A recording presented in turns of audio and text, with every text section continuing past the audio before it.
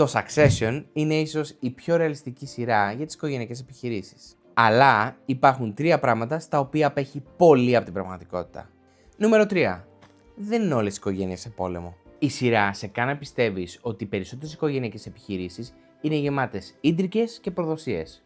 Στην πραγματικότητα, πολλές οικογένειες έχουν ακριβώς το αντίθετο πρόβλημα.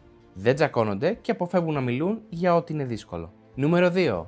Οι μεγάλες οικογενειακές επιχειρήσεις δεν λειτουργούν μόνο με τη θέληση ενός ανθρώπου. Στο Succession σχεδόν όλοι εξαρτώνται από το Logan. Στην πραγματικότητα, οι εταιρείες που επιβιώνουν για γενιές χτίζουν κανόνες και δομές ακριβώς για να μην εξαρτώνται από έναν πατριάρχη. Και στο νούμερο 1, η σειρά κάνει μια τεράστια υπόθεση.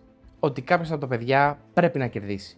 Στην πραγματικότητα, ο επόμενος CEO δεν χρειάζεται καν να έχει το ίδιο επίθετο. Πολλές οικογενειακές επιχειρήσεις διατηρούν την ιδιοκτησία στην οικογένεια και εμπιστεύονται τη διοίκηση σε επαγγελματικά στελέχη.